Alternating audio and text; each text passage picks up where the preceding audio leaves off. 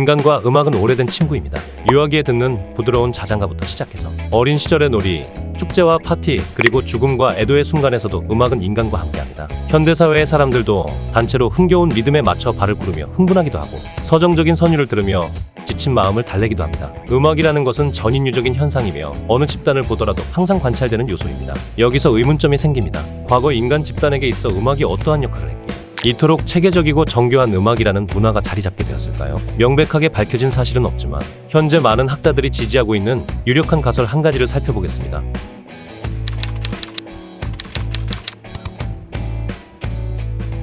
많은 영장류들은 숲이 우거진 곳에서 수목 생활을 했습니다. 그러나 시간이 지나면서 몇몇 영장류는 주생활 방식을 육상생활로 전환합니다. 이것은 당시 영장류들에게 육지의 포식자에 대한 위험성을 높이게 됩니다. 실제로 육지 포식자가 존재했던 섬에서 살아왔던 카푸친 원숭이는 포식자가 없던 지역에서 살았던 개체보다 육지를 이용하는 빈도가 무려 200배나 적습니다. 이것은 포식 위험이 피식자의 육지 생활을 강력하게 억제한다는 것을 시사합니다. 인류와 다른 영장류들은 공통 조상을 가지고 있습니다. 분자식의 분석법을 통해 입증된 연구 결과를 살펴보면 인류의 조상 호미니드는 약 500에서 800만 년 전 침팬지와 분화했으며 시간이 지나 현재의 인간종이 탄생했습니다. 인간 또한 마찬가지로 육지 생활을 했기에 포식자들에 대한 큰 압력을 받았습니다. 인류의 조상은 아프리카 초원에 점점 더 많이 거주하게 되면서 여러 방면으로 진화를 거듭합니다. 이 과정에서 포식압에 대한 두 가지 문제점이 추가로 생깁니다. 인류의 조상은 약한 신체를 갖고 사방이 탁 트인 아프리카 초원에 개방된 서식지로 거주지를 옮기게 되면서 포식자에 대한 위험이 더욱 늘어납니다. 심지어 인류는 육식을 하게 되어 죽은 동물의 사체를 섭취하기 위해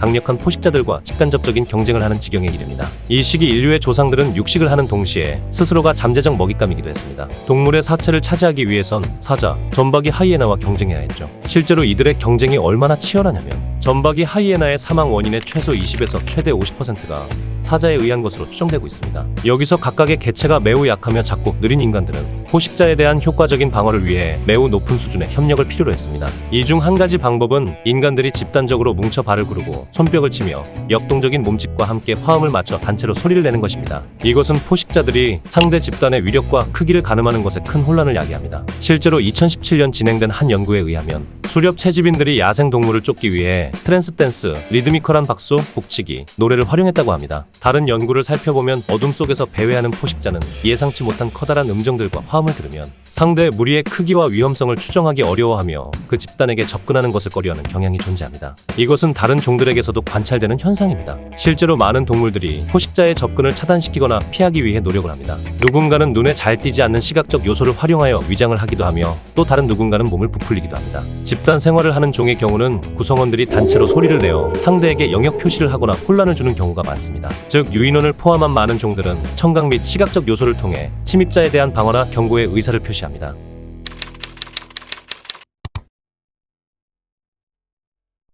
이러한 청각적 신호를 활용하게 되면서 일부 영장류 종은 각 포식자에 따른 개별적인 경보음을 진화시킵니다. 예컨대 녹색 원숭이는 여러 종류의 소리로 의사소통을 합니다. 동물학자들은 그중 한 울음소리의 뜻이 독수리에 대한 공격이라는 것을 밝혀냈습니다. 소리가 조금 다른 경고는 사자에 대한 공격을 나타내는 뜻이었습니다. 과학자들이 원숭이들에게 처음에 소리를 녹음한 파일을 들려주었더니 원숭이들은 모두 하던 일을 즉각적으로 멈추고 깜짝 놀라 하늘을 올려다보았고 두 번째 소리를 들려주었더니 다들 공포에 질려 급하게 나무 위로 피신했습니다. 이것은 원숭이들이 소리로 간단한 의사소통을 할 수 있으며 특정 청각 신호는 원숭이의 감정 상태에 직접적으로 관여한다는 것을 의미합니다. 특히 집단끼리 협력적인 종일수록 더더욱 그룹 구성원 간에 고도로 체계화된 시각 및 청각적 신호를 발달시키는 경향이 존재합니다. 인간도 예외는 아닙니다. 지금이야 그냥 각국의 언어를 활용하여 같은 집단의 사람끼리 내 감정을 세세하게 표현하고 설명할 수 있지만 체계적인 대화 기술이 없었던 과거에는 상황이 달랐습니다. 인간 또한 특정 상황에 맞게 다양한 청각 신호로 자신의 감정과 상황을 공유했을 것입니다. 다만 원숭이와는 다르게 인간은 훨씬 더 협력적이고 사회적인 동물이기에 고도로 체계적인 시청각 신호를 발달시키게 됩니다.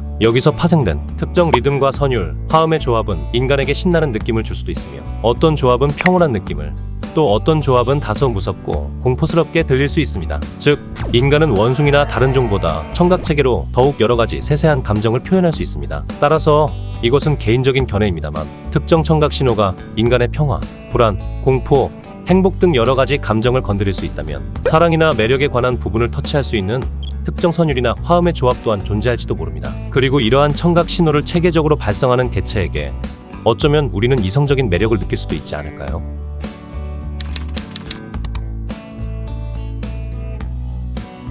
인간은 자식을 낳아 본인의 유전자를 후대에 계승시킵니다. 여기서 후대로 계승되는 것이 하나 더 존재합니다. 문화입니다. 이렇게 체계화된 청각적 요소들은 그 인간 집단의 문화로 자리잡아 다음 세대에 전달되는 경향이 존재합니다. 이것은 원숭이 사회에서도 관찰됩니다. 어떤 집단의 원숭이들은 땅에서 캔 감자를 섭취하는데 이 감자에는 흙이 붙어 있습니다. 따라서 원숭이들은 감자를 섭취하며 소화시키기 어려운 흙도 함께 섭취할 수밖에 없습니다. 깨끗한 감자를 먹는 것이 에너지 면에서 더욱 효율적이겠지만 그런 옵션은 존재하지 않죠. 그러던 어느 날 한 암컷 원숭이가 감자를 물에 빡빡 문질러 흙을 제거하는 방법을 알아냅니다. 이윽고 다른 원숭이들도 이 행동을 따라하게 되었으며 이는 곧 집단 전체로 확산되었습니다. 새끼들 또한 부모에게 이러한 감자를 씻는 지식을 학습받게 되죠. 시간이 흘러 윗 세대의 원숭이들이 모두 사망했음에도 그 원숭이 집단은 부모에게 배운 방법을 활용하여 여전히 감자를 씻어먹고 있었습니다. 그렇습니다.